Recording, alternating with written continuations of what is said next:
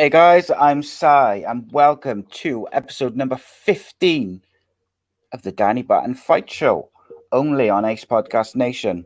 We've got podcasts, series, and content on all sorts of subjects, from films and TV, conspiracy theories, football, mixed martial arts, combat sports. What else have we got? Mental health, as well as our unique series, My Story, where we take our guests through their life and career, or unscripted and uncensored, where the questions and the talking points are completely in the hands of the people and the fans of the particular guest for that episode. I've done recent episodes I've recorded a recent episode with Cage Warriors flyweight champion contender Luke Shanks, which will be out probably this Sunday. I've done also shows with Paddy the Baddy Pimblett, Danny Batten, Lee Remedios, Rodri Giggs, and many others for that show, that series. For the My Story series, we've done so far released 3 episodes, with the most recent coming out last Sunday with former WBO world champion Robbie Regan.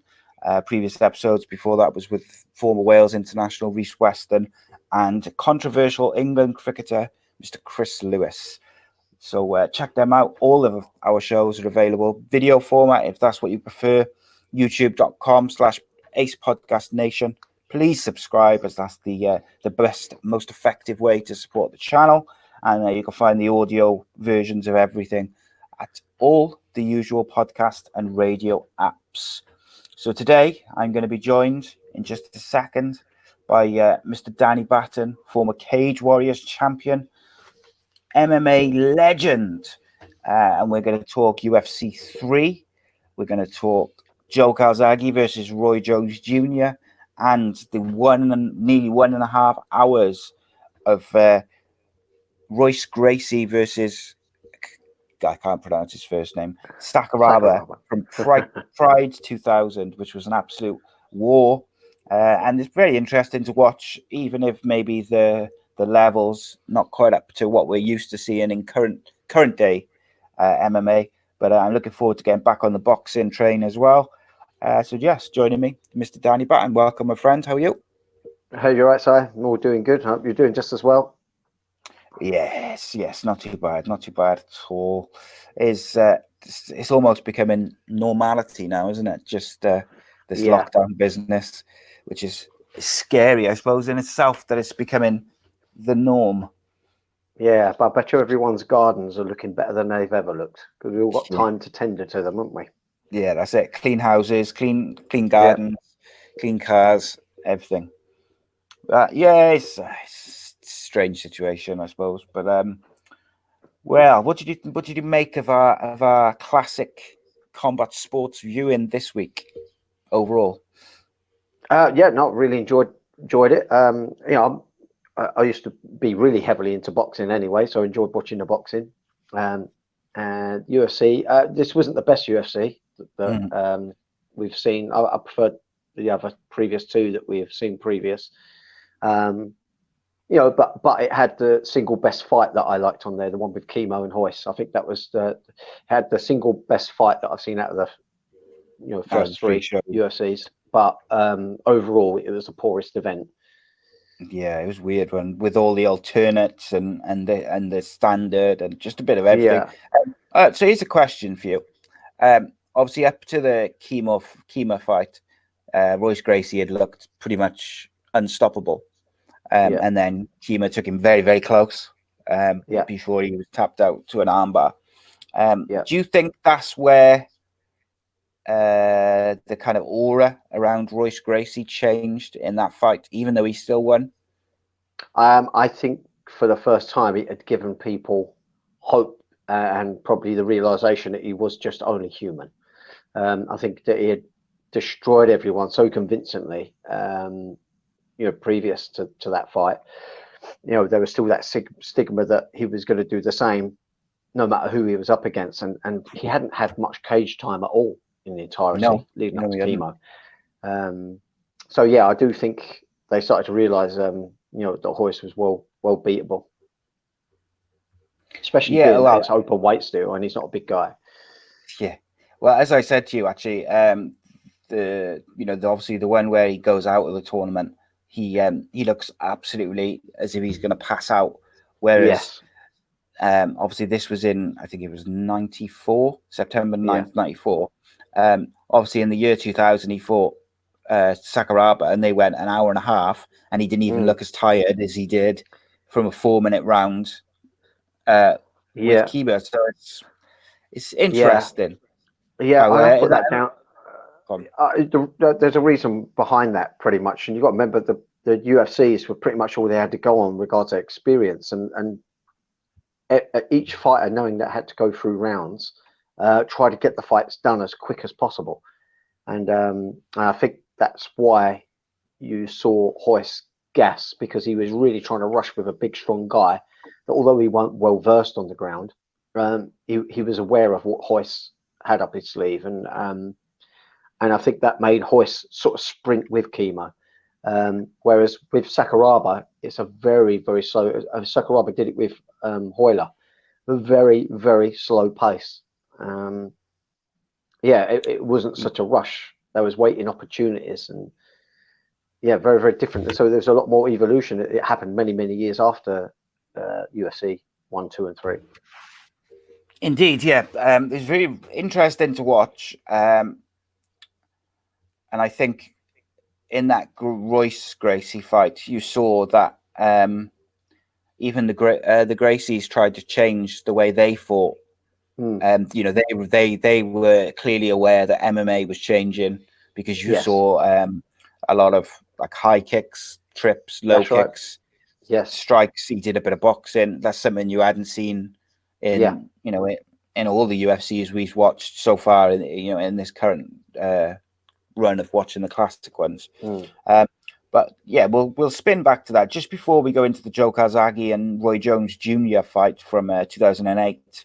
yeah, Did want to just touch on something. Obviously, when we spoke last week, there was a lot of news and rumors going around that Cage Warriors the UFC had a plan to put on live shows.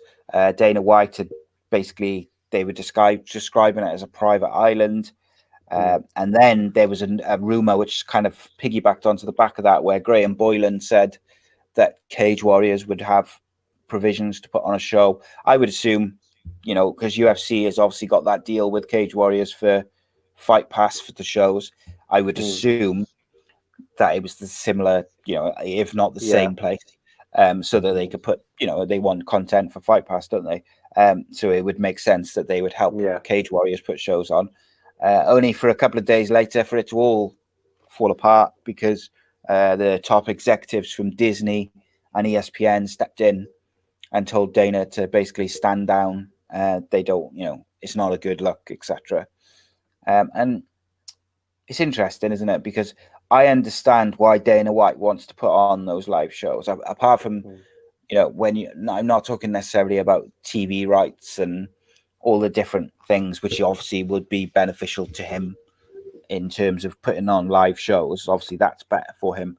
I'm more referring to, he's well aware that a lot of fighters, if not all fighters, do not get paid if they are not fighting.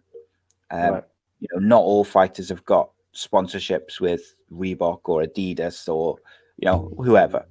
Particularly fighters in Cage Warriors and stuff like that. A lot of them have got day jobs, which they might not be able to work at the moment.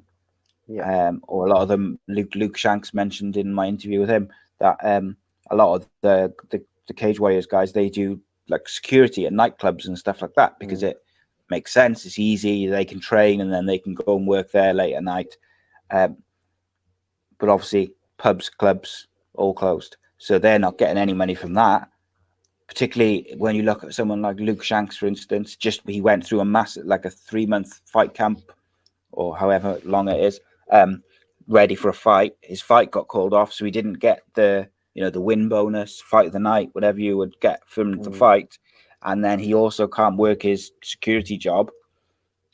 So having a card yeah, on a private island for Cage Warriors would be exactly what he would need to, get that money coming in, because for what he explained, he's down because he took 3 months off work to train, so he didn't get paid during that time. Then he's gone, obviously, looking for the fight. The fight's been called off, so he hasn't got his money from that. And then now, obviously, he's not working. It's very difficult, and that's the side of fighting which people don't see as well, I think. Yeah, Luke Shanks, unfortunately, was double whammied. Like you say, he was preparing for a good few months, which takes money and it takes resources to do so, and never ended up getting his fight to go ahead. So, he's financially out of pocket, and also with the climate now with no work, he continues to be unemployed. It's not easy for him. But here's the conundrum you have. Okay, if you do put fight events on this island, how do the athletes train? How do they get ready for it? Well, apparently they were going to fly them out in private jets. Right. The hotel staff were all going to be tested regularly after that. They were going to fly them out before, like 2 weeks before the fight or whatever the the duration was. Right. And they were going to be able to train on the island before the fight. Then they were going to obviously go into the card. It's got all sorts of problems, and at the end of the day, as much as I want to see live shows, more than I want to see live shows, I want all these fighters to be looked after, and I want these fighters to be able to fight and to be able to pay their bills and provide for their families and earn money. I want that more than I want live shows, but you have to realize in the current climate, I don't think it was the best look for the UFC to be trying to force through these live shows, because the world's on lockdown. Everyone's a bit edgy.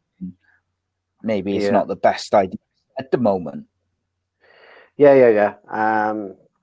I don't know what to say, because one side of me wants to see something going ahead and still moving forward, but is it fair? It seems a very complicated process to make happen. I mean, if anyone's going to do it, Dana White could do it. I'm sure he could pull it off if he got the go ahead to do so. But yeah, I don't know really how well the fighters would really be able to prepare. I mean, okay, a few weeks on the island before the fight event, but they need a 6 to 8 week training camp. They can get themselves fit and they can get themselves strong, but they ain't going to get the sparring in. It's just, I don't know. I don't know. Would you get the best of the fighters that way? I think we should all hang on, sit tight, and let the process take effect, regards the lockdown to take effect, to get the deaths down to an acceptable number, hopefully down to nothing, and so we can open up and try to get all our lives, get the fight shows all back on track. And it's going to take a little while, but I just think we've gone this far with the lockdown. I think we should just all continue with it across the globe as best we can, just to get what needs to be done. Yeah, spot on, mate. I think the most important thing is trying to make sure as many people survive it as possible. And at the moment, those numbers are creeping up, particularly in America. They're very high. Italy, Spain. I know there's been a couple of odd days in Italy and Spain where the deaths have gone down, but generally, particularly in UK and America, they're still creeping up each day. That should be the focus of everyone at the moment. Yeah, absolutely. I agree. No one realised how potentially bad this could be, or has been. Like, even I was unsure. I mean, a good number of weeks ago, we were still keeping our gym open, and because I didn't really know what scale this was going to expand into. But once the reality started really hitting home, and then we got advised to shut on that Friday, I think the reality started really hitting home for myself as well. And but once I see what I think is the right direction, I'm all for it. And so now I'm like, right, okay, we just got to tough this out. It's going to be hard. It's going to break some backs, I'm sure. But we can all dust ourselves off afterwards and move on. But for those unfortunate people who get it and die, not just those lives have been lost, but all the lives that it affects. It's a harsh situation. So we just need to make it less harsh. by doing what needs to be done with this lockdown. Simple as. Absolutely. The harshest part of it is that these people who are dying, they're dying alone. In terms of family members, I know like nurses and doctors are sitting with them and stuff, and then when they are dying, people can't, your family can't go and say goodbye. They can't take your body. It's scary. Not a nice ending situation for anyone. Quite cruel. No, indeed. It's yes, right. So let's get into the combat sports. Or actually, let's before we do, today's show is brought to you by Away Day Apparel. Away Day Apparel is a group of casually obsessed football fans. They're looking to bring something different to the wardrobes of like-minded people. They're taking over the casual scene with their trendy and smart clothing. They have t-shirts, hoodies, jackets, new range of limited edition bobble hats, although it's a bit sunny for that at the moment. But, we all know that the sun will not last. So get them in while you can, limited edition. You can visit their website at awaydayapparel.co.uk. And you can also follow them on social media, Twitter at Awayday Apparel, Instagram at Awayday_apparel. 2020 will still be a very exciting year for the brand. And even a global pandemic cannot stop their growth. It will only slow it down. And especially for viewers and listeners of Ace Podcast Nation, you can go to that website, and when you go to pay, type in the code AA Podcast Nation, all in lowercase, and you will get 10% off your all orders. AA Podcast Nation, all in lowercase. And we thank them for sponsoring the show and supporting the channel like they do. So let's go. We'd have to get you an Away Day Apparel t-shirt, shouldn't we? We should get you one, really. Yeah. I'll don it. Yeah. So you'd have to tell me your size and your address after, and I'll sort that out for you. Yeah, sure. No, thank you. What can we do? Right. So let's start with the boxing. Joe Calzaghe's final professional fight. Amazing, really. He went into this fight 45-0, 32 by knockout. There's obviously been criticism. There was criticism of Joe, just for maybe fighting people past their prime, maybe, or on their way sort of towards the end of their career. But you can only beat what's in front of you.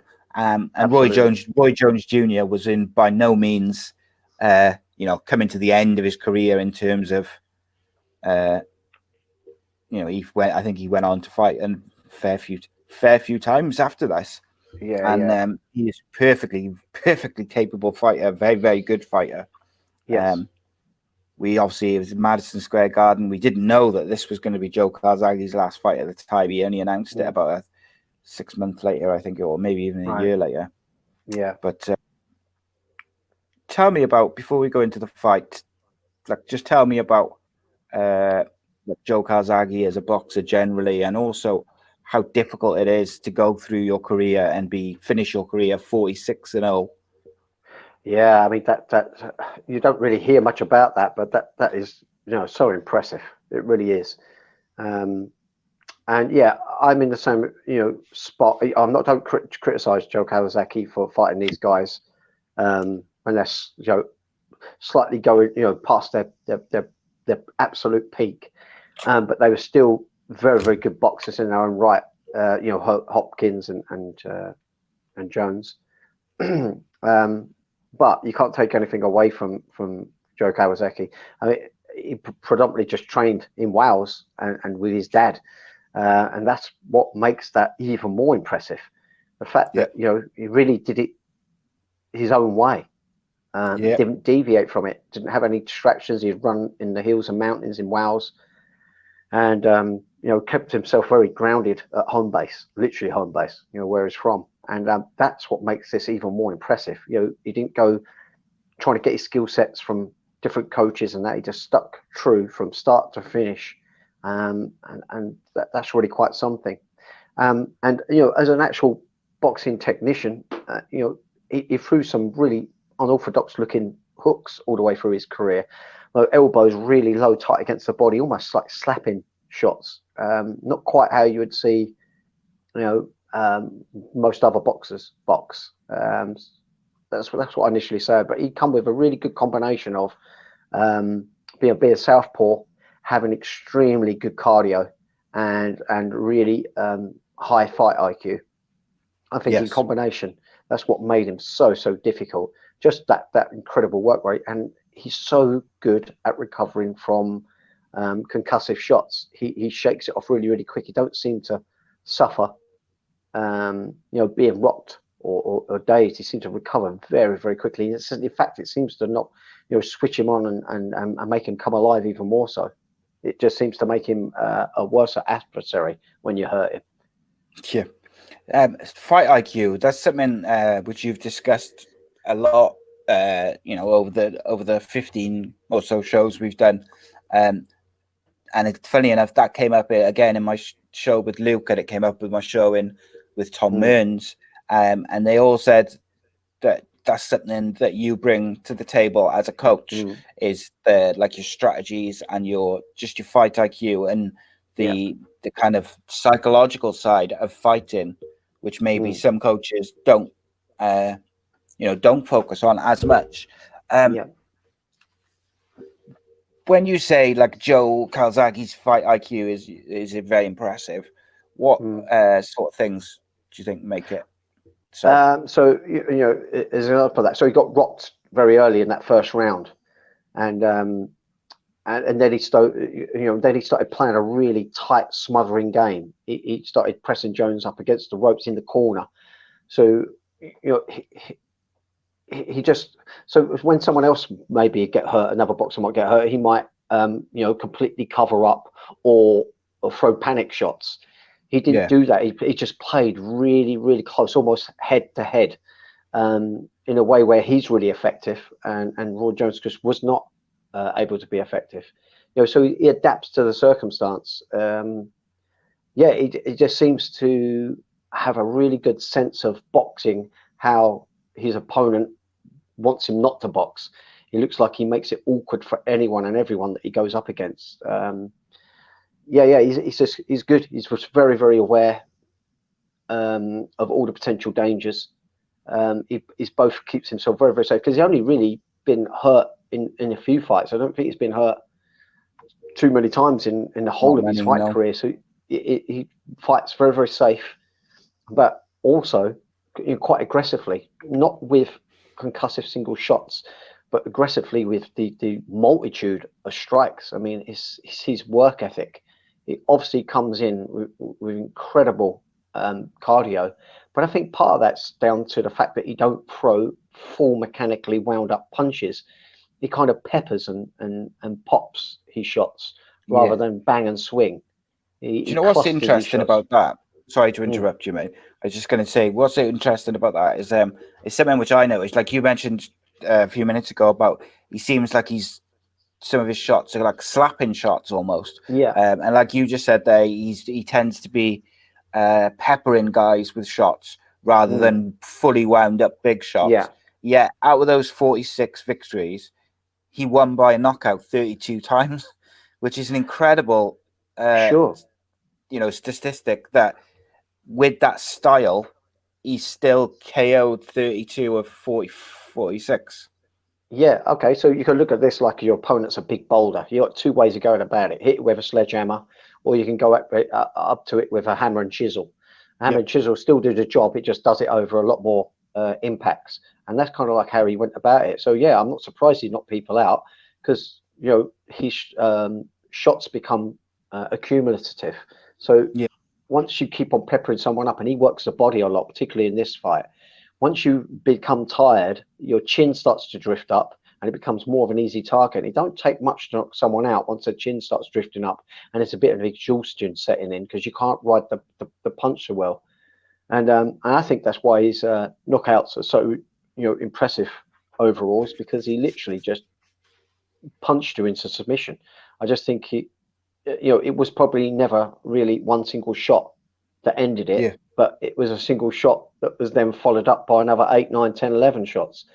that's the kind of thing I think what's finishing people when he's up against them. He's literally exhausting them and outworking them and punching them into submission. Yeah, Quite impressive. we've talked about body shots a lot recently, and leg kicks, and the cumulative damage that they do later on in a fight. And the other thing as well is obviously Conor McGregor famously said that precision and timing beats speed, I think it was, or power and speed or something. But obviously, like you say, when that chin does come up, when you're as accurate as Joe Calzaghe is, you don't need much of an opportunity to hit that, that bullseye, if you like. So as soon as it does become, a viable target, it's pop, pop, bang. And, I mean, you could kind of see that prime spot on the chin to knock someone out, like trying to hit the bullseye on a dartboard. If you've only got 3 darts to do it, you might not do it. But if you've got 20 darts, you're probably going to do it. And that's what it is with his punches.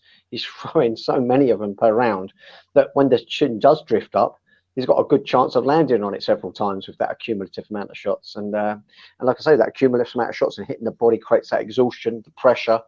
And once you get under a bit of pressure and you get a bit tired, your form starts to waver. And when your form wavers, your chin comes up. And I think this has been the secret to his success.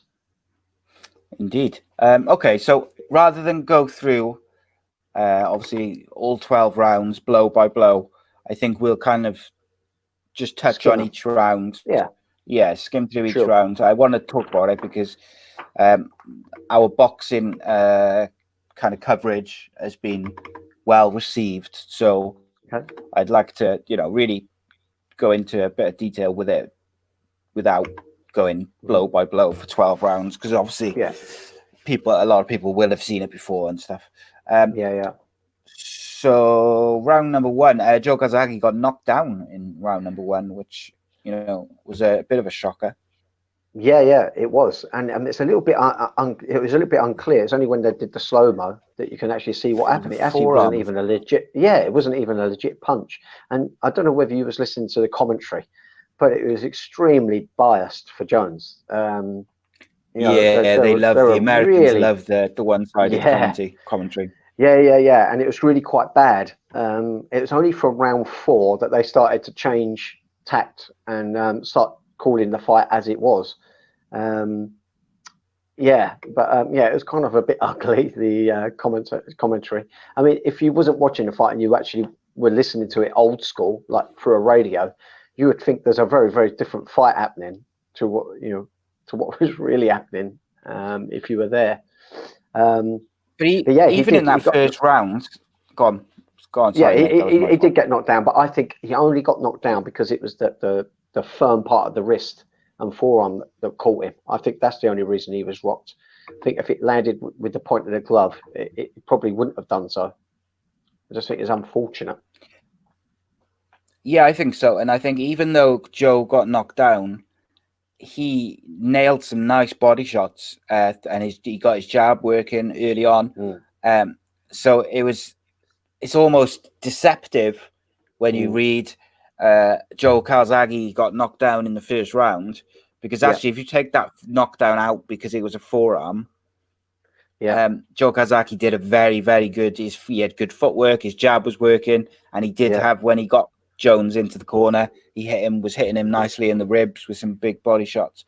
Nothing fight ending, but I felt like Joe started well, particularly his footwork. You could really see, and he gets when he does get him in the corner the second time with about 1:20 to go. He gets him in the corner. He hits him with a 1-2 into each side of his ribs, and then he hits a big right hook to the side of. I nearly said Bernard Hopkins, Roy Jones Jr. head, and then literally straight after, when they come out of the corner, Jones tries to tie up into clinch straight away. Because I think, not that it was a big shot, but I think that he felt, he needed that break after the first round, and perhaps I think after he got the knockdown, maybe he got a bit. Or the knockdown, it comes right at the end of the round anyway. So Joe Calzaghe looks annoyed than hurt, doesn't he? Yeah. By He the really knockdown. comes. He really just goes to work. You know, and other than that knockdown, that was going more in it was going in Joe Calzaghe's way more than it was Yeah, I thought. Jones. It's only because he got that knockdown what scored as it actually shouldn't have even scored as a knockdown. I'm sure that wouldn't be the case if they No. if the ref saw it landed with the forearm. But And even with yeah, 15 seconds to go, Joe nails him with a couple of left and a right he hook. does. So He just goes straight. Yeah, they go at it really well in that first round. But I think the judges had the second round going in favour of Jones, but I didn't see it. I really thought that you started seeing a real pattern emerge. And again, it's we talk about that fight IQ. I just think he had a plan to really press Jones hard and to be really smothering, really work rate orientated, so that Jones couldn't be sharp, because Jones is all about single shot precision, and then he just gets so pretty with his creation.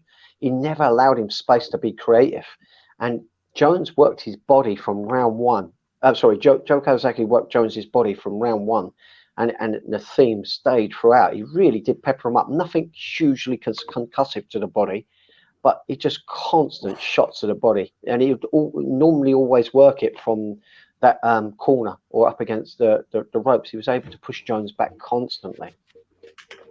yeah, so in the second round, with about a minute and a half to go, when Joe Calzaghe gets him in the corner, he's hitting him with these huge body shots either side, bang bang, and then every time he does it, he puts his face right in like that. Yeah. This as is if what I he's mean. saying to Roy Jones, take your best shot, encouraging him, and that's what I mean. I think he was irritated by the knockdown. Whether he realized it wasn't a legit knockdown at the time, I have no idea. But he went in there and he, when you consider this is Joe Calzaghe's last fight, this is not a guy who's on his way out. No, if you get what I mean. It's not like Joe Calzaghe retired because he was starting to, struggle and just win fights. And I got to say, I thought the first two rounds comfortably went to Joe Calzaghe, but like you said, I think the judges had round two go into. I just didn't see it. Roy Jones. I just saw Jones getting outworked. And some big body shots. Yeah, and I was a little bit baffled. Jones has got some slick footwork, but he just seemed to accept the ropes and accept the corner. It wasn't even just ropes he was going up against. He's actually getting backed into corners. And Joe Calzaghe, he was just using him like a punch bag training session. It was quite impressive. Yeah, it's a strange one, isn't it? The way that he went about it. What did you make of the third and fourth round, mate? Yeah. So the third round was really just the observation of how much he was going to the body, and it was just constantly backing Jones up, which is something that I just stated just now, which really become a theme for the whole fight.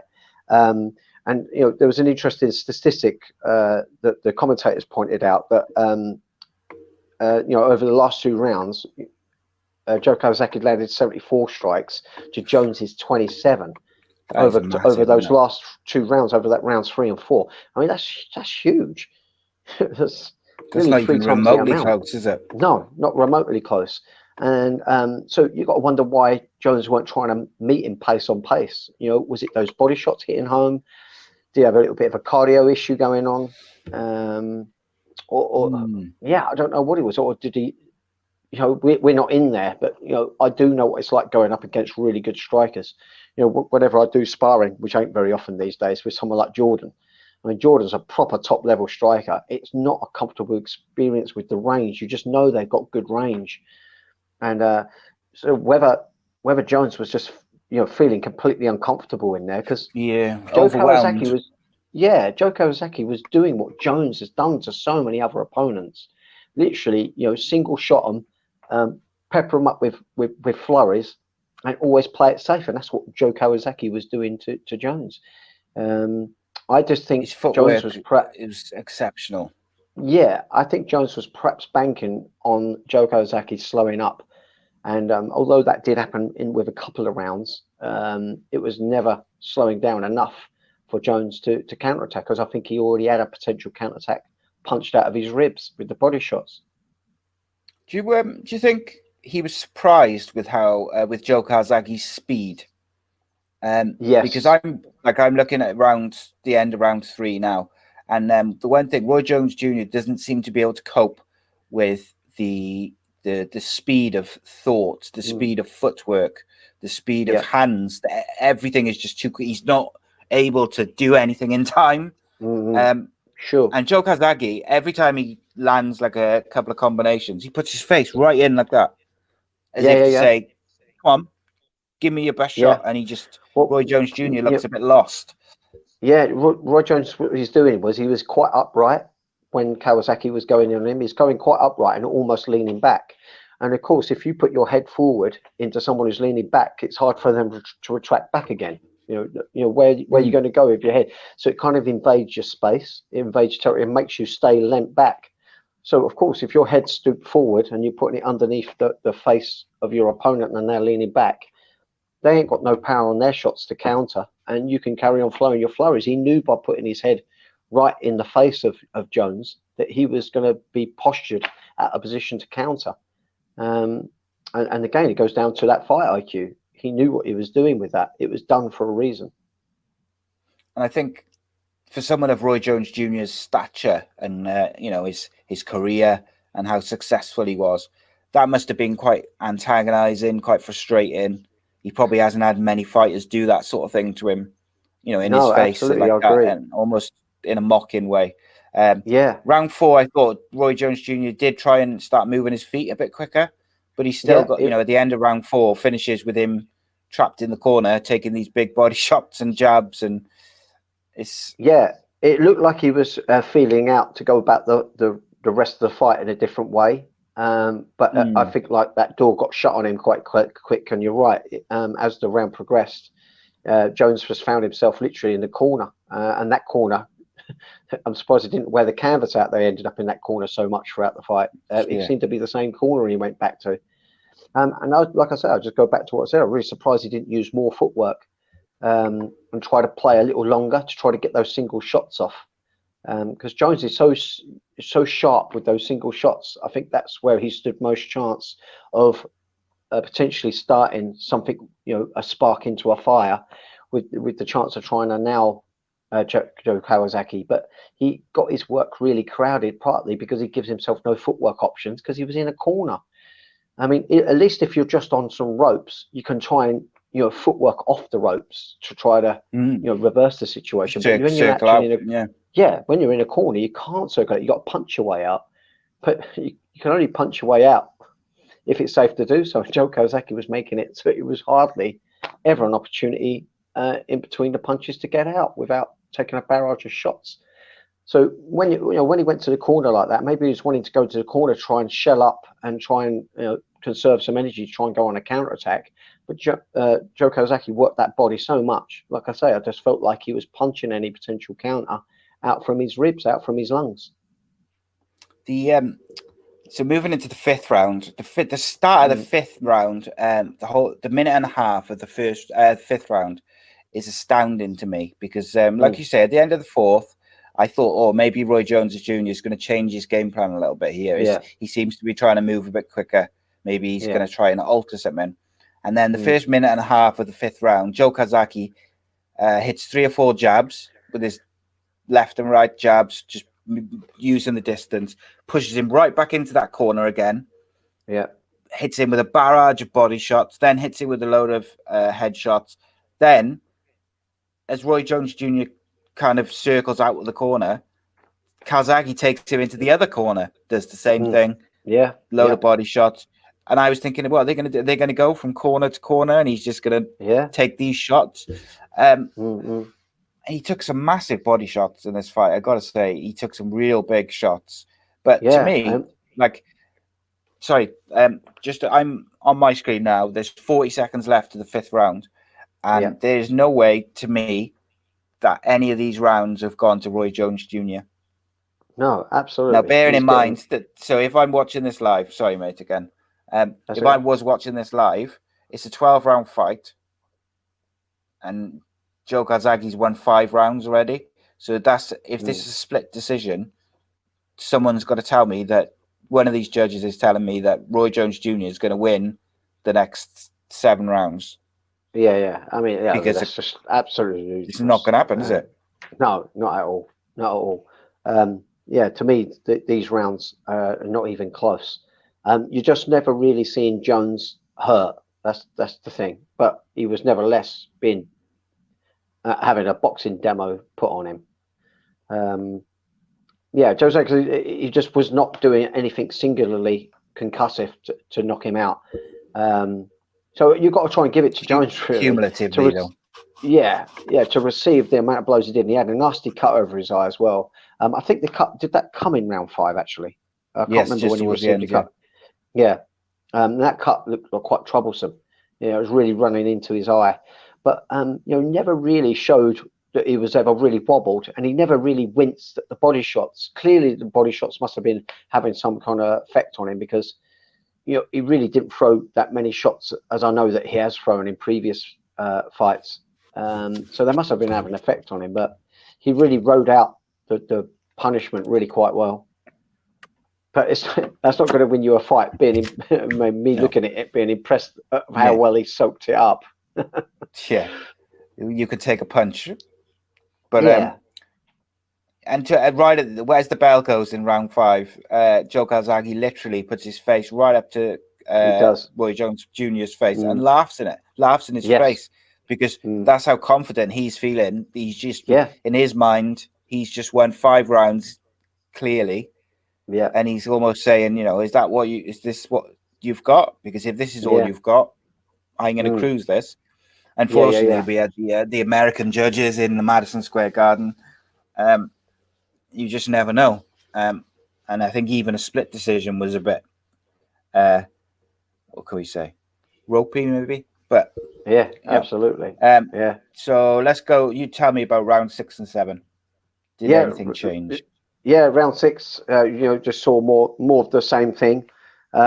Jones did land a really good uppercut that could have been something that started a wobbly affair for Joe Calzaghe, but Joe sucked it up really well. They was fighting a little bit more outward this time as well. Joe Calzaghe was getting him in a corner, wasn't he? But they did, in the 6th round, there was a little bit more outward. A little bit more jabs, a bit more distance between them. A little bit more distance between them. I think maybe that was perhaps Joe Calzaghe's way of saying, okay, you're not going to predict what I'm going to do every round to set me up for something. Perhaps kept Jones guessing. So he did still get him in the corner, or Jones settled for the corner. He seemed to get comfortable there. But rather than work the body, it looked like Joe Calzaghe was trying to just hit him with single and doubles to the head. Yeah, just keeping Jones guessing, I guess you would say. But that 6th round, another round that I strongly contest, went in in Joe's favour. If that 7th round, you just see Jones start a little slower though. Joe Calzaghe start a little slower. And I was thinking, well, maybe this ferocious pace might start taking hold, and maybe we'll see some of the rounds getting a little closer. But it was nothing more than a little respite for Joe Calzaghe before he went back on another little rampage past the halfway point in that 7th round. Another 2 rounds go to Joe Calzaghe. There you are. Sorry. So I just they just flashed the rounds up because obviously as we put the screens on so we can remind ourselves of it. I just wanted to have a look at that. I'm sure that just said it was the judges or the pundits who were doing the TV, I'm watching a HBO stream, so it's the American pundits who are doing it. They gave the first 2 rounds to Roy Jones Jr., which I find absolutely, I just find that astounding. Like I get that there's a bit of bias and a bit of hometown. It's American TV, and they don't want to, they don't want to sort of they want to support the hometown guy. So they did a 10-8 round to Jones in the first round. Which obviously you had the knockdown, but outside of that knockdown, which wasn't a legitimate knockdown anyway, I'd argue that Calzaghe dominated that round. I don't Yeah, know if you see that I know. different. Yeah, I saw it the same way as you did. I was left scratching my head a little bit. I mean, you do understand there's going to be a little bit of bias, but there's a bit of 10-8. bias, and then there's like embarrassing yourselves. Yeah, It yeah. was embarrassing. Yeah, so they Yeah, gave okay. 10-8 first, 10-9 second. Then Yeah, they gave 3, 4, 5, and 6 to Calzaghe, all 10-9s. yeah, yeah. I'd argue maybe, I don't know. Yeah, I think without a knockdown for Calzaghe, you can't really give him a 10-8 for any of them. Although No, I think it was no, round 4, I think, short of a knockdown, he couldn't have done much more in no, terms of dominating. But yeah, to give, no. I think, just my opinion. Obviously, I'm not a fighter. I've never been a fighter. Just watch a lot of fighting. To give round 1 as a 10-8 to Roy Jones Jr., I think is scandalous. I think to give him either round 1 or 2, just give him the round, I think is pushing it a little bit in terms of the hometown hero stuff. Yeah, But to give it as a 10-8, I think is absolutely ridiculous. I gotta say. yeah, yeah. But as well, Jones started to look really sorry for himself at the end of that 7th round. He started Yeah, he looking like looked he was a like he defeated was man. struggling, didn't he? Yeah, it looked really blooded. It was all over his chest. I mean, I'm surprised he never went on some flurries of pure temper and frustration. But he Particularly held the his. way he was being mocked as well, wasn't it? The Yeah, way I he was mean, there being wasn't mocked, you think absolutely. there'd be that Um, frustration. I don't think it was distasteful. I think maybe he did No. the same gesturing, maybe a few times too many, but I don't think it was too distasteful. I think Joe Calzaghe was beginning to really enjoy himself. He Yeah. felt like he knew he had it almost, and maybe it's a little bit of frustration as well because so many people still didn't believe in him, particularly the Americans. Yes. Yeah, Um, sure. it's like he never really got the respect he deserved leading up to the fights. And the Americans perhaps a little bit blinded by the legacy these other American boxers had created from themselves. But Joe Calzaghe put an absolute number on Jones. He really did. It wasn't even close. So you got to wonder, even if Jones was perhaps in his absolute peak, I don't think the result would have been different. I think the fight would have been different. I think he perhaps would have met Calzaghe a little bit more force on force, pace on pace, but I still don't think he would have outpaced Joe Calzaghe. I really don't.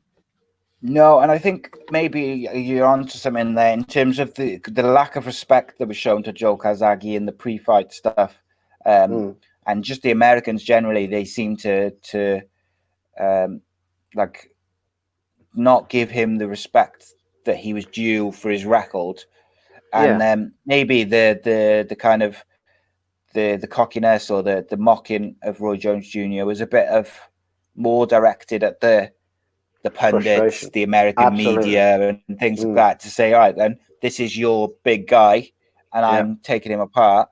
And in terms of Roy Jones Jr., you saying he looked a bit depleted at the end of round 7, I completely agree. But do you know why I think that is? I think because in his mind, he thinks this is a 12-round fight, and I've just got smashed for 7 rounds. So he thinks I cannot win this fight unless I knock Joe Calzaghe out. And I don't think he believes that in his head that he's got the whether it's the power, the ability, whatever you want to say. He comes up, he's got blood all over his chest, he's got blood all over his face, and he's been outboxed for 7 rounds. The only way he's winning that fight in his mind, I believe. Obviously, I'm not inside his head.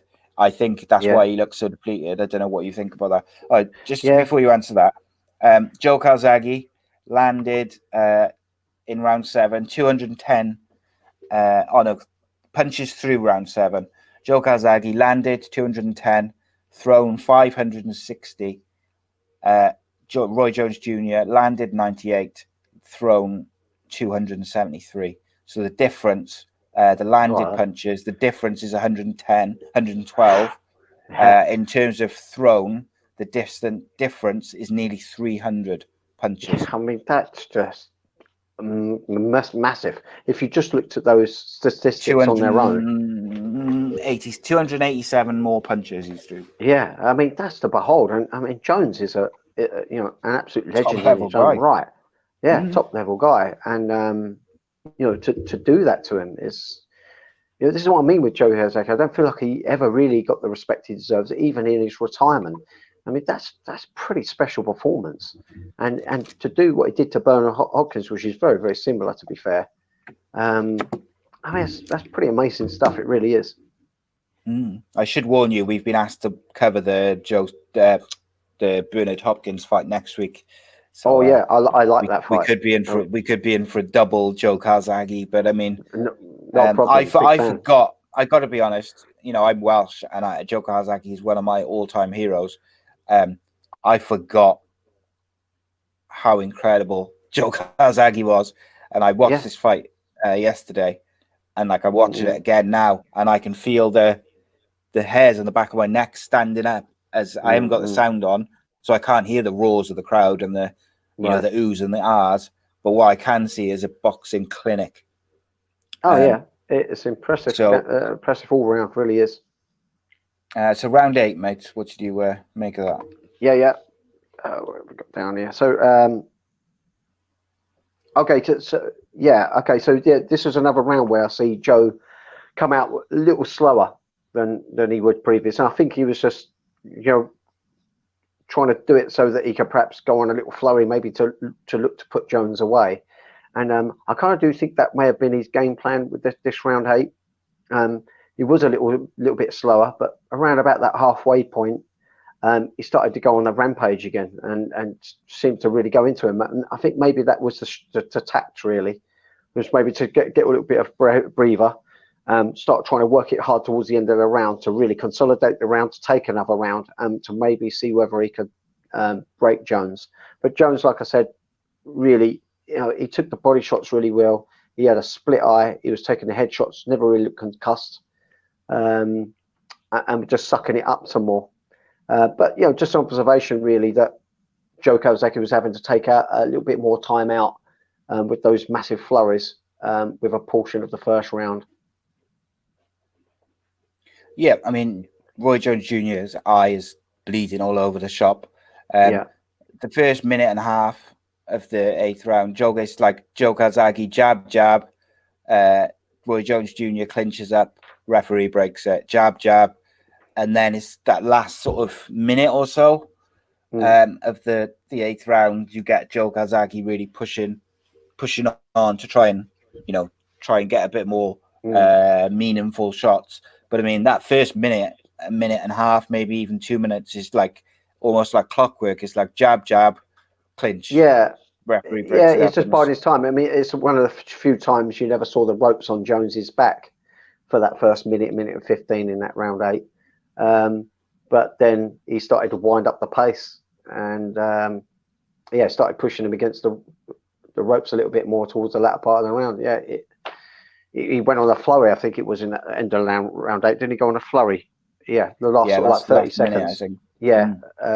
He started really going at him. And like I say, I think this is a little strategy maybe to see if he could break him.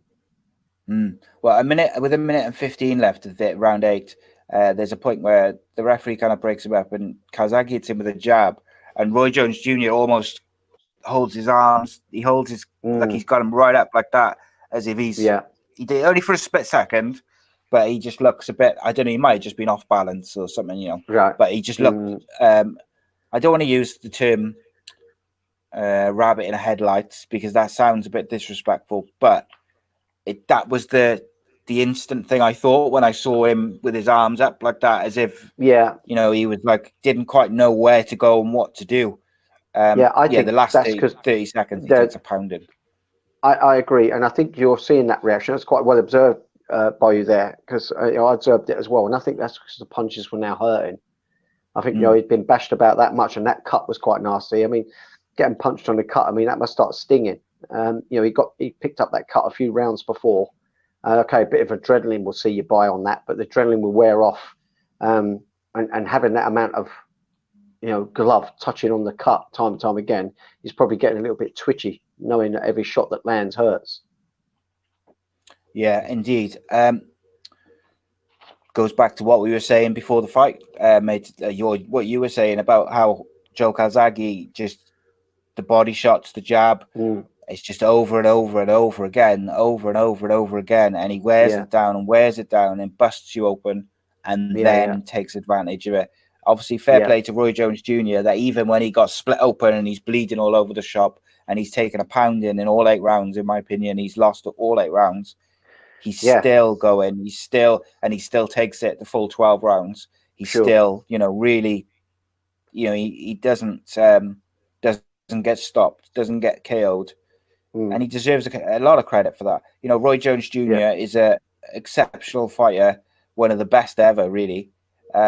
Maybe not like in terms of the very best, but he's certainly a legend of boxing. The doctors just checked the cut between round 8 and 9. Round 9, obviously we're going into the last couple of rounds. Well, at least the HBO guys giving the rounds to Joe Calzaghe now. I think they probably got to a point where they just realized it was embarrassing.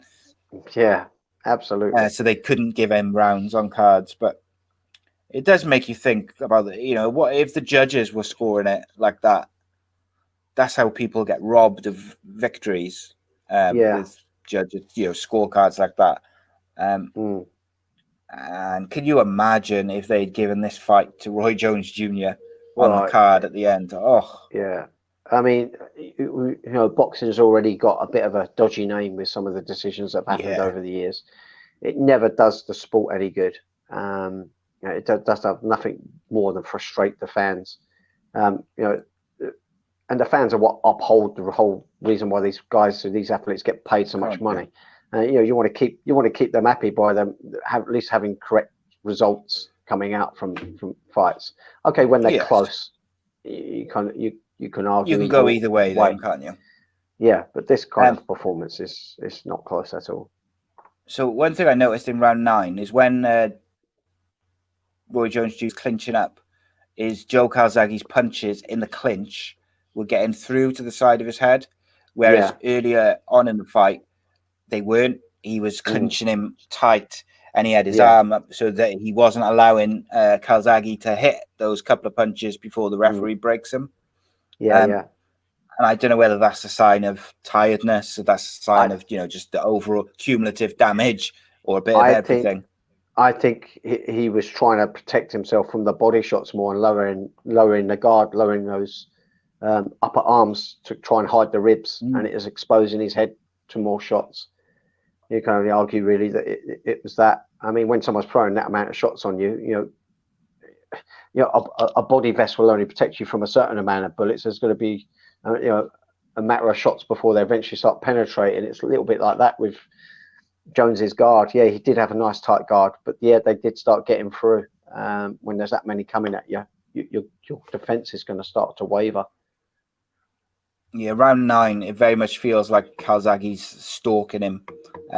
There's one point about a minute and a half in, where Jones gets Calzaghe in the corner, and you think, right, this could be a chance. Yeah. And literally within seconds, Calzaghe punches his way out, like a couple of body shots, turns him round, and before you know it, Calzaghe's stalking him around the ring again. Like when they show the corners in between coming into round 10, Calzaghe's almost smiling. He seems to be so relaxed, and he just seems like he's having a time of his life. Whereas he was having Roy fun Jones Jr. is getting iced and getting his eyebrow sorted and the blood cleared off him. Two very different corners. Yes, absolutely. Talk us through the final 10th round, and then we'll do the last two. 10th round. The biggest observation was Joe Calzaghe wasn't trying to push him into a corner or the ropes. It's now he wanted to try to hit him at range, and whenever it did get close quarters, it was mainly left towards the center of the ring. Towards the latter part, he did have him on the ropes, but it didn't like he was intentionally trying to push him there. He wanted to fight a little bit more outward, and this really goes to show me that I feel like Joe Calzaghe was trying to find that little distance range where he could get a little bit more hip onto the shot. to maybe try and put this away. I don't think he wanted it to go the distance, Joe Calzaghe. He wanted to finish Jones. To finish it, yeah, I think so. That would have been absolutely amazing if he had performed as he did and to put him away in those latter rounds. And I think that's why we didn't see him doing that crowding type of work. I think he already done what he needed to do with that in close fighting in the corner, which was to work and dig up the body. He took the fight out of Jones. And now he was trying to fight with a little bit more range on his shots. He knew he had the better cardio, the sharper shots, the range, the flurries, and was trying to get something through consequential enough to perhaps lead to a finish. Indeed. Okay, so finish us off there, mate, with the rounds 11 and 12 of this boxing masterclass. Yeah. Much of the same thing, really. Like I say, just really Joe Calzaghe taking centre rather than pressing him against the ropes, trying to hope for a finish. Just as a funny observation in round 12, did you see the ref nearly slip over? I didn't know. I missed that was in round 12. Oh, yeah, he nearly completely slipped over. So it's obviously a lot of sweat and getting put away, or some water got spilt in one of those corners. And the ref nearly ended up, flat on his back rather than one of the boxes. Yeah. It was really good. There's no real urgency for Jones. This is what perhaps surprised me. Jones still looked like he had some cardio about him, some energy about him. And you would think perhaps he would go on a desperate fight for 2 rounds to try to make some kind of comeback. So, to try to knock him out. He must have known he was down. And there was a lot of talking going on in his last 2 rounds as well. Jones was talking to Calzaghe, perhaps trying to talk him that you can't put me away. That's one thing you're not going to do. Yeah. I mean, what more can you say? It was a superb performance. Sorry, go on. It's a superb performance. No, and rounds 11 and 12, very much the same thing. There's just a little bit more chatting going on. But Jones looked a defeated man at this point, bleeding. Not coming back with anything counter-offensive. It looked like now he was just trying to get through to the end of the fight to save some kind of face. Yeah, a lot of feinting going on in round 11 by Joe Calzaghe. Maybe looking for that big shot to finish it, or maybe just confident and comfortable. Yeah. All right. So Joe Calzaghe won. I believe it was a split decision, wasn't it? I'll just double check that for factual. So the fight continued it's all the way to the end of the round 12. The judges awarded Calzaghe. I do apologize. I kept saying it was a split decision. It wasn't. It was a unanimous decision by quite a wide margin, which is correct. They all had the fight 118 to 109. Right. So it was a pretty dominant display. I apologize for that. That was must have misread earlier. But okay, make a case to me for Roy Jones winning any of those rounds.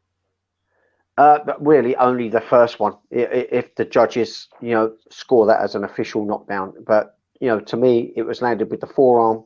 It shouldn't have been classed as a proper knockdown, or at least that's my understanding of boxing. It would have to be with the actual front portion of the glove.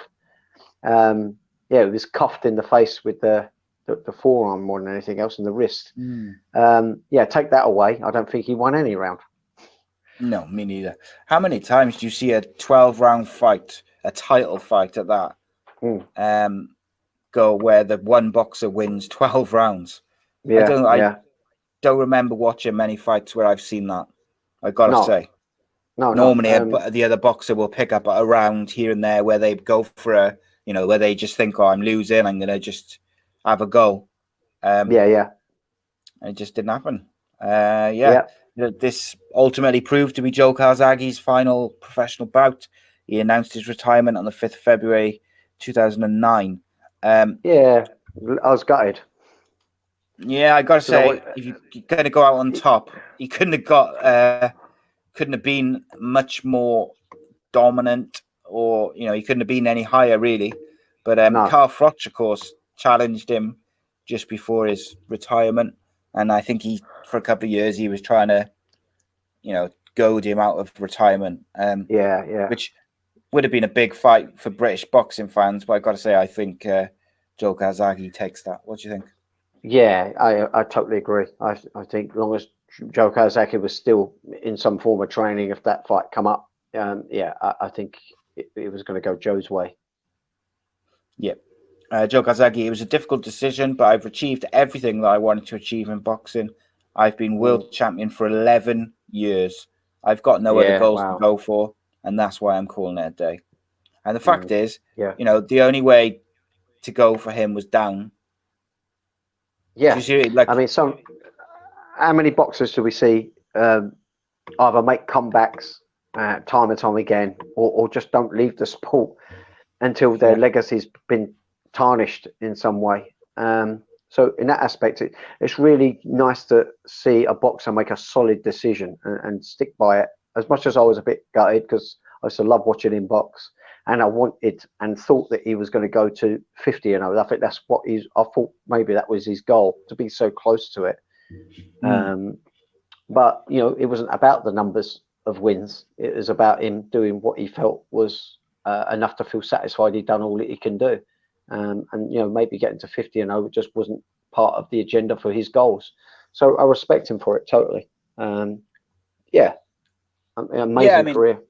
In terms of what else could he have achieved? The only really thing was to go 50-0, but he could have also, if he was not motivated, or if he was on the getting old and whatever, you could lose your undefeated streak. You could lose your titles. So why not go out at the very top of your game, a division you've dominated for 11 years, with possibly one of your best performances ever against a top boxer? Why not go out there rather than, like you say, so many boxers go out a shadow of their former selves? Yeah. And they get remembered for, still boxing at 50 and being not great. Whereas if they'd retired 15 years earlier, they'd have been remembered as true greats of the boxing game. So many times we've seen this in boxing. And it leaves me a little baffled, because they earn so much money. It's not like it's a financial need to get back in there. Although I think some of them lead crazy lives, and you do get the odd exception where they've spent all that money somehow, or been ripped off by management. I think that's a big thing in boxing. Mine is the promoters and the managers maybe don't always have the financial best interest of the boxers at heart. But, okay, so I'm glad we really talked about that in detail. I enjoyed that. It was real good. Me too. Especially because UFC 3 was a bit of a shit show, shall we say? Which was where on paper, when I saw it, I was like, "Oh, I'm looking forward to this." Ken Shamrock was making his return. Royce Gracie was back. There was a couple of new fighters. Harold Howard, obviously, is a famous karate guy, and we had the Kimo Leopoldo, who from Taekwondo. So I was genuinely looking forward to watching it. But a lot went wrong. We're not going to go into the every single fight in detail. We'll kind of go through the results, and then we'll talk about the main bits. So the quarterfinals were Keith Hackney, who is an American Kenpo, beating Emmanuel Yarborough via a TKO. Yarborough is a sumo. He's a big black guy, and he went in there thinking he was gonna throw Hackney around and dominate him. He did not. He didn't. He got pummeled. But Keith Hackney broke his hands doing hammer fist punches to the back of Yarborough's head. And had to withdraw. I mean, did you see? I mean, Keith Hackney's a powerful dude. Did you see the ferocity of the shots that he put in? Oh yeah. I mean, I think he was playing it really quite smart. Or say it was smart or not. I mean, he obviously trains in his martial arts system to hit with the palm, and I think that's an absolute good call to protect yourself from breaking your hand. and he palmed Yarborough, knocked him down. I mean, what a big man as well, 6'8", and I can't remember the actual stats on the weight, but the man's enormous in body weight. But he knocked him down, nearly fluffed it up, didn't he? Because he sort of like went in a little bit too fast and ended up being put in turtle position with this massive man on top of him, throwing in strikes. But he was so fresh and quite athletic. Keith Hackney was able to get himself back up to his feet. And again, started playing a good strategy at trying to target those legs of the big man, because you can damage the legs of a man that big, he's going to become even more immobile. It's going to be a sitting duck for whatever strikes he wants to put to the guy. But started looking for that palm strike again, and managed to get him down again, and nearly had the turtle position on Emmanuel, but he started going hell for leather into the side of the skull with really big punches. I think unnecessary amount of energy to expel for one, and with no protection on his hand whatsoever. I am not surprised he broke his hand.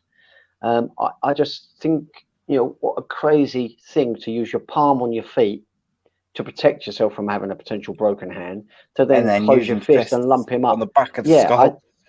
I think he would have been better to know that he's going to hit the actual face with the fist, which is all well and good, because obviously cheekbones, noses are going to break before your fist do.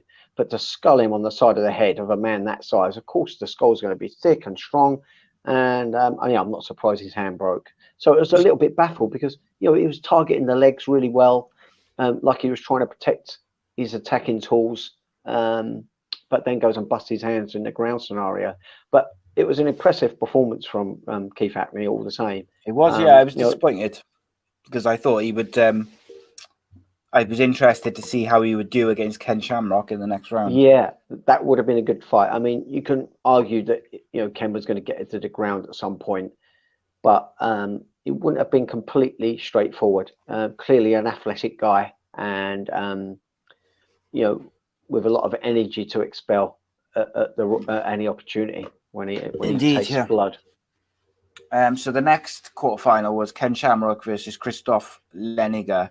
It went 4 minutes 49, with Shamrock winning via submission punches. You're expecting Shamrock to go quite far in this tournament, so you'd expect him to win. As I say, I was looking forward to a bout between him and Hackney in the semi-final, which obviously didn't happen. Anything you wanted to say about Shamrock's bout? I actually thought, I was really excited when I was watching this. Back many years ago when these tapes were still quite new, and I remember after I watched the UFC 2, I was so excited to watch UFC 3, and when I see that Christoph had such a huge judo background, I thought, wow, this is going to be actually really interesting. He's going to probably not have to fight off his back. He's probably going to be on top in some way. It'd be interesting to see how Ken Shamrock deals with that. But they end up going to the ground. I mean, the judo guy slumped to his back. I was kind of baffled by that. Maybe, I don't know, maybe he felt that he was going to be comfortable on his back, but I thought he would have played for a top position. But he kind of went down on his knee, which is bizarre from such a high-level judoka like that. So that was one of the things that disappointed me and surprised me in it. But yeah, there wasn't much to say about it. Ken Shamrock was very patient. Protected himself from damage, waited the right time to pass to half guard to do more concussive strikes, and eventually Christoph, I think he knew he was out of his league and tapped out before any real damage got done to him. I think he knew he was not going to win against Ken. Yeah, he knew he couldn't. He wasn't going to get out of that position, I think. So next quarterfinal was Harold Howard, who was a karate guy. He was quite well known. He was also jiu-jitsu as well. I don't think BJJ jiu-jitsu. I think it was traditional. No, it was just traditional jiu-jitsu. Yeah, he fought Roland Payne, who was a Muay Thai fighter. He beat him in 46 seconds via knockout. I thought Harold Howard actually was the most impressive fighter in this tournament this time around. Obviously, we'll discuss why Royce Gracie and Ken Shamrock weren't in this particular tournament in a minute. But What did you make of this bout? Yeah. It looked like Roland Payne had some kind of wrestling skills. It wasn't just a Thai boxer. It looked like he could wrestle somewhat. Harold Howard, I don't think had any like true wrestling ability, but he did really good things. He was grabbing hold of like a guillotine type position. Obviously, had some form of submissions in his game with traditional jiu-jitsu, and was flipping him over, and kept any ground scenario, kept it all really active and scrambly, and then he lands one good shot, followed up by a second and a third good shot, and he's a big man, and still like within 1 minute he was throwing with all his ferocity, and knocked Roland Payne off his feet. A quick stoppage, which is exactly what you want in a tournament with bare knuckle, and it was a good performance. And I agree, he looked like a dangerous man. He's a big man, 6'2", 230 pounds plus, big dude who's got some sort of all-rounded skills. I mean, he's not a pedigree striker in today's standard, and certainly at not this time. Well I think versed. he was pretty good. Yeah, but at that time, I think he's got some skills everywhere, and he's got the size and the aggression to be a dangerous opponent for anyone. Yeah, I thought when I saw this fight, like before the stats and everything, and I was looking, I thought, this is going to be a good one. Strike fest, Muay Thai versus karate, and then they went straight to the ground. So, fair enough. Next up was Royce Gracie going for his third tournament win in a row, defending his double championship, if you like, versus Kimo Leopoldo, who was a Taekwondo expert. There was a lot of needle in this. They did not like each other. Their teams did not like each other. Even before, when they were announcing them, their team, Kimo Leopoldo's manager, who he looked really familiar. I think he's someone well known in himself. He was stood up on the apron with the team, and they were shouting over at the Gracies. And I thought, all right, something's been said. But apparently, he said in the press conference before the tournament that he was, he the only reason he was entering the tournament was to beat Royce Gracie. And to be fair, this was the fight of the tournament. This was about as good as we've seen. It was actually a good fight to watch. Yeah, I mean, Kimo, obviously an absolute physical specimen. Yes. A big man, an athletic man, and clearly aggressive. I mean, do you see the first uppercut he come out? He could have scooped up some serious tonnage of soil with that uppercut. It looked like it meant business. But, Royce got it where he wanted to get it in the initial onset, which is in the clinch, try to look for that takedown. But Kimo showed good balance and awareness, and didn't make it a straightforward affair to be tripped to the ground. And being that there's a huge weight advantage, that must have taken something out of Royce, because when he kind of was getting Kimo down, he ended up fluffing it up a little bit, and ended up practically getting his back taken, and was kind of looking like he was in a real sticky situation. And Kimo showed some good little strategic ideas, not something that I think he planned, but it was just there for the taking, that he ended up holding on to his gi trouser to help keep him from falling off his back. And I think, it didn't keep him on his back for any huge length of time, but it was all enough to keep taking out some of the energy from Royce. Royce then got to a position where I thought, this is it. This is going to be his moment. He got mount, but so briefly, and Kimo did exactly what you should do, and that is don't let someone settle their base in a dominant position like mount. So if someone gets mount, one thing you don't do is take a couple of breaths before you explode to try to get out, because the person's based and ready for your futile attempts to try and create a reversal. He bucked and bridged from the get-go, which is exactly right, exactly what you should do, and ends up in Royce's closed and open guard. You can see Royce was hunting for the triangle. I don't think that was a good idea. The people who are good ground guys out there, that when you're up against someone with a considerable weight advantage and they're really bulky, it's really not an easy affair to put a triangle on someone. And you can tell that Kimo had done some kind of ground prep for this fight, which is probably why Yeah, he he felt was so confident. defensively, he was not bad, was he? Yeah, he had some idea what was going on. And to throw up a triangle is hugely risky of getting your guard past. But then Royce, he literally was having to use all the tools at hand and started grabbing hold of his ponytail, throwing some, lame-looking punches, really. But I just think he knew that this wasn't going to be a straightforward affair, and just had to Yes. take any kind of control that he could. So he resorted to a little bit of hair pulling. But hey, the rules are the rules. He was allowed to do it. So fair play to him. He started offsetting Chemo's base. They end up into another scramble. Chemo's clinched up with a standing back take. And Royce again really looked like he was rushing and getting a little bit too desperate for a submission and dropped back for like a hammerlock. But it just was not there, and not a good idea to do it on a stronger man. Ended up putting himself on his back again. Started firing up with really high hips for an armbar.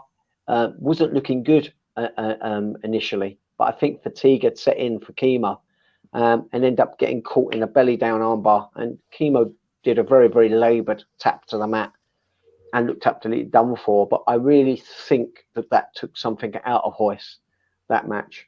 I didn't think he was expecting that to be as tough as it was. Yeah, at some points I felt like he was quite frantically looking for a submission, like almost like once Rushing. you got past that 3 minutes, he was well aware that, oh my, this is taking a lot out of me. Yeah. So we'll start with the Royce Gracie semi-final. So the semi-final was Royce Gracie versus Harold Howard. Yeah. And Royce Gracie is almost being held up as they're announcing, the introductions. He looks dreadful. He looks like he's going to pass out, as I mentioned at the start of the show. He looked really bad. Yeah. And his corner threw in the towel before the fight, to the distaste of the crowd. They tried to make out that it was an arm injury, but I think it was just exhaustion. Yeah. Because I think they're at altitude, aren't they? Where they are there. Is that right? North Carolina. No, I think this one wasn't. No? I think the previous one it not? was. I was going to say, because maybe that was a factor for the exhaustion. But he just looked absolutely exhausted. It didn't look like he was injured in any form. I just think he was exhausted. He did look rough. Yeah, he did. So Harold Howard gets a bye to the final, which I thought was interesting that they didn't. I thought it would have made more sense to have an alternate fight, the semi-final, than come in for the final. But I think it's because they had already entered the cage. That was the issue with it. I see. Okay, so it actually classed as a loss on Royce's record. I get it now. Okay. Yeah. The other semi. Go on. Yeah, had Royce said in the warm-up room, "Look, I can't go out," then I think the alternate would have stepped in. But it wasn't the case. Yeah.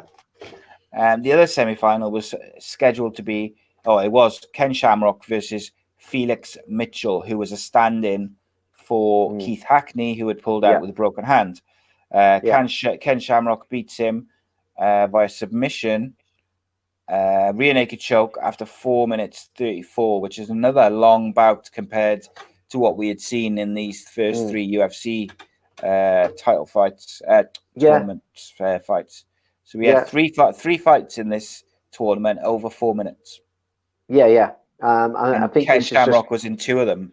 So yeah, I just think this just goes to show that people are becoming more aware of what a no-holds-barred fight was all about, and had some savvy on how to avoid going into certain realms that you wasn't well versed in. Yes. Even with Felix, I mean, Felix come out from very, it looked like Frankenstein coming out with his arms stretched out, or was like a zombie. Really, really strange sort of guard, but he did have some awareness and some concepts of base. Ken Shamrock's, a pretty decent wrestler, was unable to just get Felix down. Felix really made a fight of it, but I really just sensed the confidence and the composure of Ken. You just knew that he knew that this guy was, not of his level, but he weren't rushing it. It wasn't like what Royce did. Royce was really trying to rush everything. It's like Ken had really thought about how he was going to approach this tournament, conserve energy, not get himself injured. Did everything really, really well. And it was quite an impressive performance. Okay, the other guy is not of any level in the sense of MMA, but Cameron Shamrock was really patient. He did get him to the ground, mounted him, made him give up his back, and then it was game over with a rear naked choke. Yeah, he had no prayer from there. No, and I thought actually the difference in Ken Shamrock in this UFC to UFC 1, you could see a massive, massive improvement in his all-round game. And obviously you start to see the beginnings of how he went on to become such a big name in the MMA world for a few years here. So the final was scheduled to be Harold Howard versus Ken Shamrock. Yeah. Ken Shamrock was injured, pulls out of the fight. Which surprised me. What was the injury? I can't remember. They didn't say. This really surprised me because it looked like he protected himself from any kind of injury. So whether it was a niggle on a knee, who knows? But yeah, even in the notes, it doesn't say what his injury was. It says what everyone else's injury was. It doesn't say what his was. So I don't know. Yeah, because had he been okay, I think without a shadow of doubt he was set to win this tournament. Yes, a £60,000 winning purse. Yeah. So the final then went from Harold Howard versus Ken Shamrock to Harold Howard versus Steve Genin, who was an alternate. He's a police officer who trained in ninjutsu. I beforehand thought Harold Howard's winning this all day long. If Steve Genin's an alternate, I'm not expecting him to be at the level of at this point most impressive person so far in the tournament. And Harold Howard looked quite good for about a minute. Yep. And then all of a sudden, Steve Genin turned him round, submitted him with some brutal punches, and the police entered the ring, and that's history. He did. Harold Howard had his opportunities, nearly got a standing guillotine, and was doing it really well. He had high elbow on it, and it looked deep. It did look deep. I think if he stayed keeping it standing with that guillotine, he probably was going to get the win there, but he kind of slumped to his back in a and that gave Steve Genin the opportunity to roll over through it. He did. They ended up in half guard. They ended up scrambling back to the feet, and again, I still would initially thought it was going to go Harold's way, but not the case. They clinched up and he got tripped with a nice little trip back. Got mounted very, very easily. Started receiving some shots there, and I don't think he wanted any part of it. I think he as soon as he took a couple of those shots to the nose and jaw, he didn't want to know, did he? I was impressed by the way Steve Genin rolled through that guillotine choke, simply because I think that showed again that the overall standard, particularly in terms of submissions, was getting a lot better from the first UFC to the third one. I just thought that showed a good basic knowledge of, how to get out of certain submissions. Because I think guillotine is kind of one of those ones where people would panic because it's, a blood choke. And so, it was impressive. Okay. So next week we'll be looking at UFC 4, which I'm quite looking forward to. I'm going to have a quick little, very, very quick little talk. My dog's knocking stuff over. So UFC 4, Revenge of the Warriors is called. Interesting title. Looks like Royce Gracie's back again. My wife's just knocking over my lights. Is the dog, was it? Okay. Royce Gracie.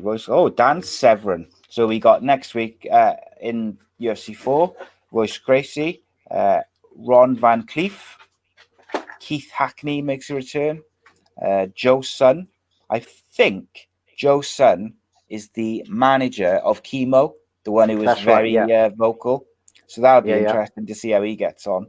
I think I mentioned about that Joe Sun before. He ended up doing some films He starred Yes, in some that's right. films, Yeah, and I think he's in life, doing life in prison for murder. he looked. He had plenty to say for himself. Let's say that. Yeah. Joe's son. Steve Genin comes back to defend his UFC title. Hmm. So yeah, it's just I've just gone off the page and it's not loaded. But yeah, there's a couple of other fighters as well. Dan Severn. I'm looking forward to seeing him because he's one Yeah. of my favorite old school MMA guys. Yeah. He's one of Melton my Bowen, favorites. a Hmm. boxer, Melton Bowen, and Anthony Macias, who is Macias, sorry, a Muay Thai fighter. Yeah, Joe's son is a convicted felon, former mixed martial artist, and actor, currently serving life in prison for torture Oh wow. in California. Yeah, he's a bad dude by the looks of it. Yeah. In about every different way you could think. Oh my gosh, he fought in Pride. He fought in UFC. He fought in Pancras. Yeah, he's a bad man. But he was in Yeah. Austin Powers. He played the Odd Job from James Bond. Yeah. Yeah. He played the parody of that. Right. His name was Random Task Right. in Austin Powers, in the Austin Yeah. Yeah. Powers films. So they're massive films, Yeah. Yeah. I And he mean, was he must have made a good living for himself, but then throws it threw it all all away away. with a villainous career. Crazy. Craziness.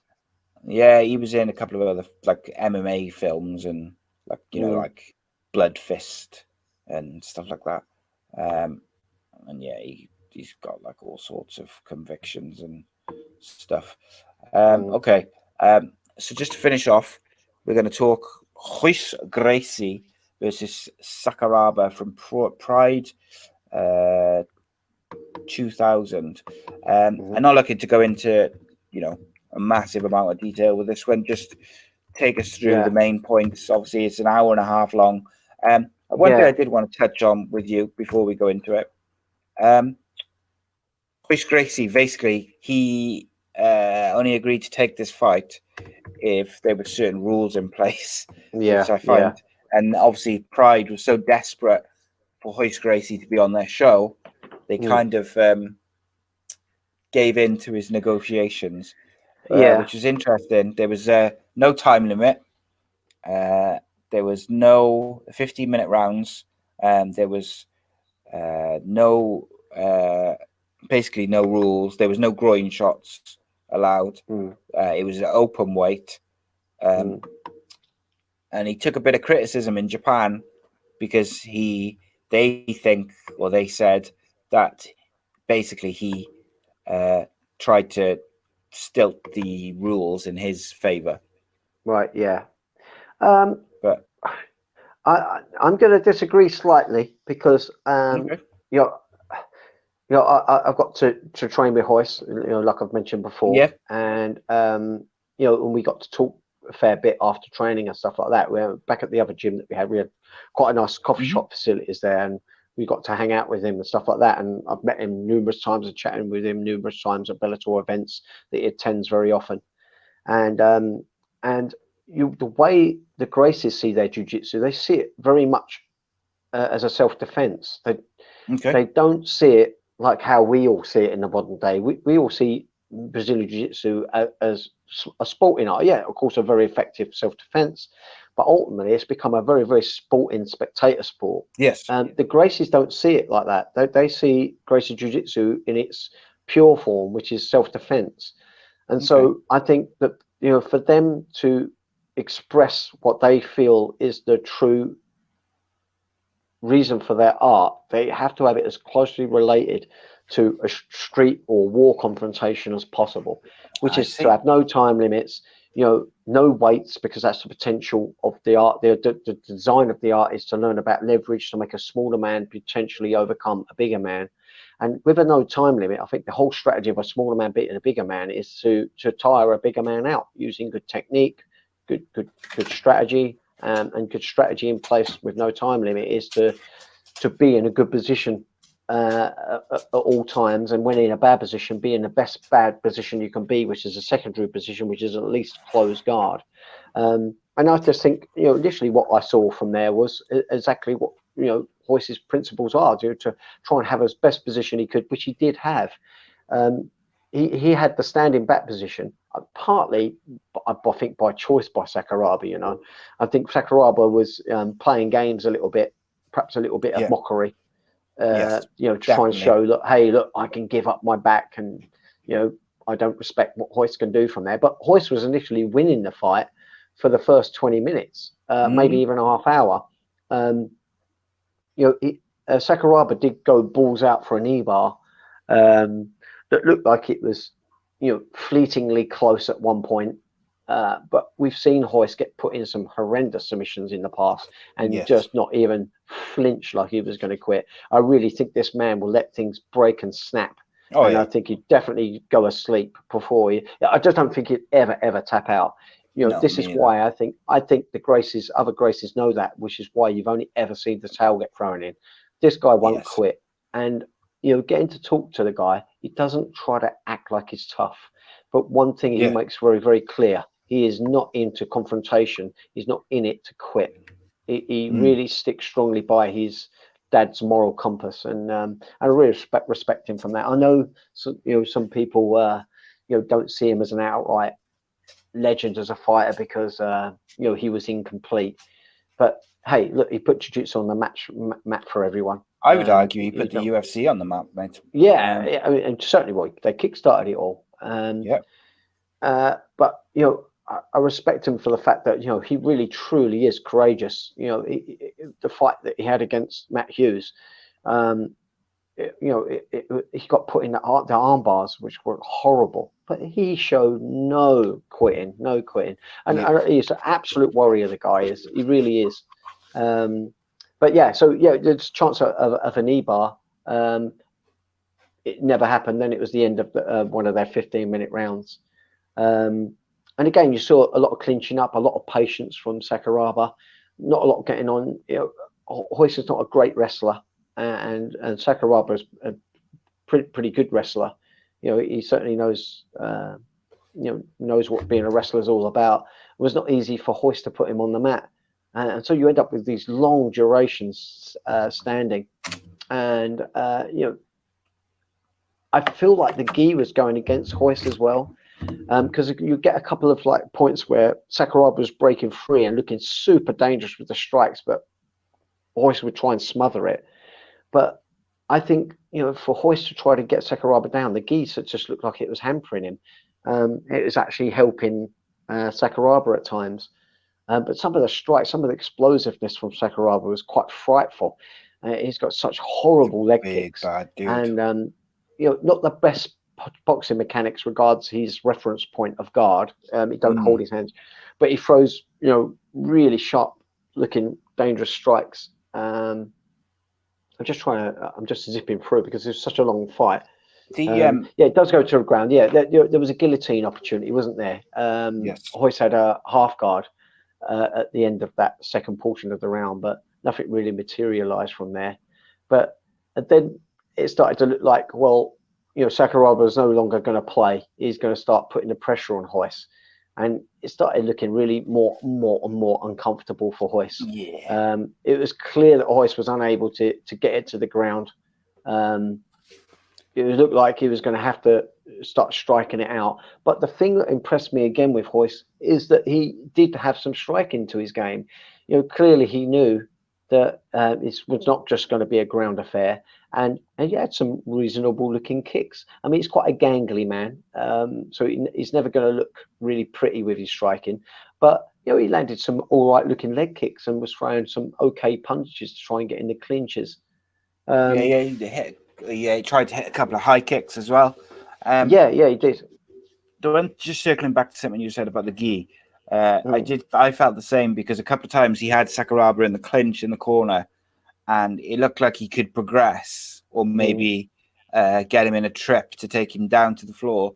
And Sakuraba was using the gi to gain leverage himself to keep his balance. That's right. And I just, you wonder if he hadn't had that ability, would he have been able to have just been tripped in that position? I do think there was an element to Sakuraba's game plan that he wanted to show in that first 20 minutes, half hour, that he could defend Gracie's jiu-jitsu. Yeah. Because then he seemed to like start smiling and having a bit of fun. And Yeah. at points, Yeah. not He was not making. He was trying to make a point, a statement. Oh, absolutely. Not to the extent in terms like there was points where it was reminiscent of the Royler Gracie fight, but not quite to the extreme extent. Like that Royler Gracie fight which we talked about last week, was uncomfortable at times because it was just leg kick after leg kick after leg kick, and Royler kept going to the floor and kept going to the floor for this crab position, to the point where it kind of got to the point where you thought, is he going there because it's hurting so much that he now can't stand on it? Yeah. And there was I thought there was points in this where it's similar, not the same. Sakuraba's got so much power in those low kicks. You could see even someone of, Royce Gracie's pain threshold and stature, a couple of them you could see really hurt him, and he was limping, later on in the fight, which, any human being would. And, this fight went 90 minutes. They were 15-minute rounds. 15-minute rounds, that's the length of a UFC non-title fight. And that's just a round. So when you put it into that, that context, I think it's very impressive from both men. It went 90 minutes, but it finished in the sixth round. Yeah. I mean, that's just craziness. And the towel got thrown in by the corner, didn't it? Yes. But there was some really creative moments. I mean, this is the thing with Sakuraba. It's his creativity. There was a part where jumping guards, but he got hold of the gi in the open guard, pulled him up so he's almost upside down, and then was punching him through there. He did that several times. It's just, he always brought something new. He grabbed when Gracie's on the floor and he's like looking for an up kick. He would grab Gracie by his ankles and like pull his legs, like not to pin him, but like pull them so they were almost in a position where he could pin him down with his legs, like back on him, just so he could get a different angle on the punch to come down through his legs. Which again, it's that creativity and that thinking of things differently. He obviously jumps guard, which I always find is so explosive, and he's a big guy. Is Sakuraba? He won. Sakuraba is no slouch. I know he had a reputation in America at this point because he had been a professional wrestler, like WWE sort of stuff. He didn't quite get the respect, I think, that in MMA, but he won the UFC Ultimate Japan Heavyweight Tournament. He won the Kingdom $1 million, million yen tournament. He won. He beat the Gracies. He beat Royce. He beat Royler. I think Royce beat him in the next fight, didn't he? Later on. It's very impressive. He desiccated Henzo's arm as well. That was a really good fight. Henzo Gracie, I still love watching Henzo fight, but he threw Henzo down. He had that back take position where he'd allow. Sorry, is the Henzo fight? Is that before in the timeline? Is that before or after? I think that was after. Royce? I think that was after. It was after. I really thought the next one would be Royce, and then the Henzo fight for us to. I believe, and I actually thought, Henzo, is much more well-rounded. He started landing really nice leg kicks on Sakuraba, and it looked like he could match him a whole lot better. But Sakuraba just with that creativity that did a horrible looking arm lock, totally dislocated. But true to Gracie toughness, he didn't tap out even with his elbow dislocated. No. It's quite something. He's a bad dudes. But Paul Royce, he ended up having to be a bit of a kickboxer in this fight, and he started looking really tired. I think again that gi was overheating his body, and because I know Royce has got really good cardio. He's always been a very avid fitness fitness guy. Always runs. I think he runs something crazy, like 10 mile a day. So he's got really good cardio. But I think that gi, must have been getting wet, getting hot on him. It'll suck the water out of you as well and hold the water. I think that started affecting him in the fight. He started looking just really uncomfortable. I think there was just no way again that he was ever going to quit, whether it was going to be a submission or anything else, or exhaustion. I think he'd just keep on going. But I think the other Gracies just know how tough he is and know he's perhaps a little bit too tough for his own good. They ended up obviously throwing in the towel, as we know.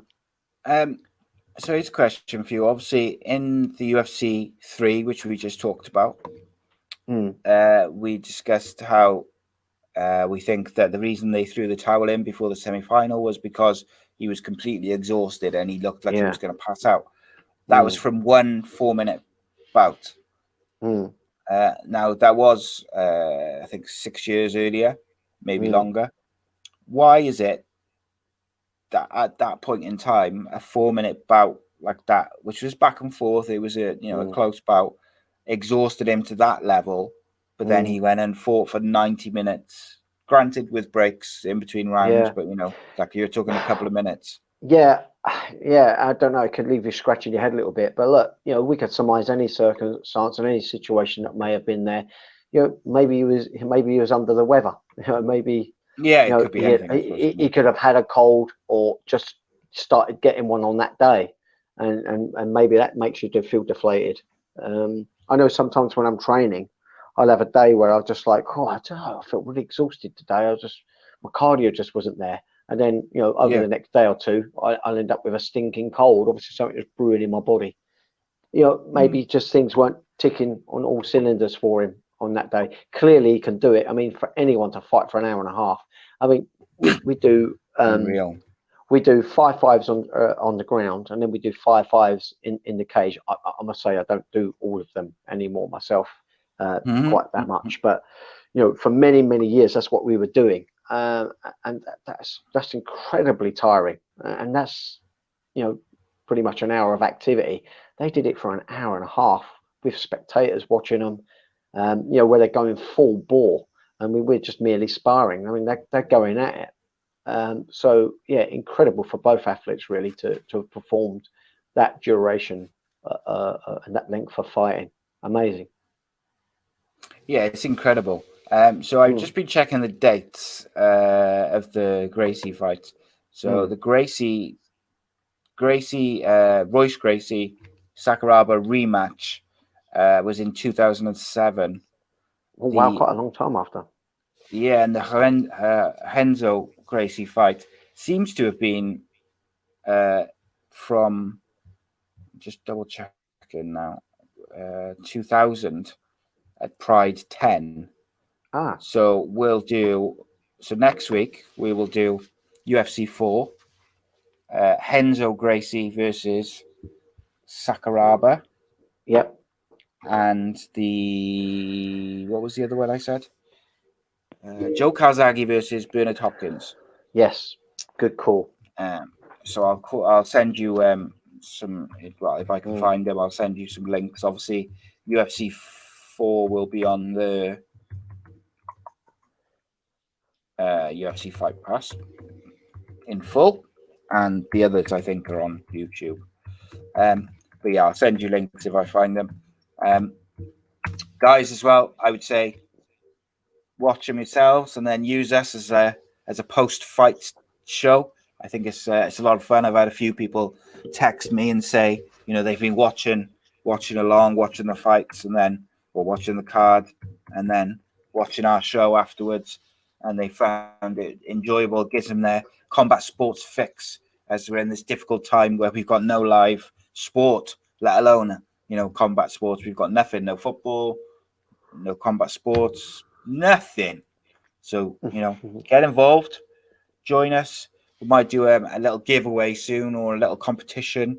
So best way to support the channel, best way to support the show. For the last 8 weeks, we have grown. We've had more downloads every week for the last 8 episodes of the Danny Batten Fight Show. So can we make it 9 weeks in a row? I would be absolutely thrilled if we can continue our growth. We've got bigger each time. And please drop a comment on Instagram or Twitter at ACEcast_nation. Tell us you've listened. Tell us you've watched. Tell us what you like. Tell us what you don't like. Tell us what fights you want us to, to cover. What classic fights. They can be MMA or boxing. Obviously, at the moment, we're working through the UFC shows. We're going to keep doing that until we've done them all. So we're going to do that even when the live shows come back. And then we're picking a couple of classic fights from boxing and MMA to talk. At the moment, we're working through the Gracie Sakuraba feud, Gracie family Sakuraba feud. And we also might have some special videos coming soon, which myself and Danny are going to be working on, which will be completely different to what we do with the Danny Batten Fight Show. They'll be specifically aimed at YouTube or social media, short 10-minute videos on mixed martial arts or boxing or whatever it may be. But you'll have to wait and see what they're about. Danny, thank you for joining me, my friends. I've enjoyed it a massive amount again. Yeah, me too, Si. Classic. Joe Calzaghe. What a boxer.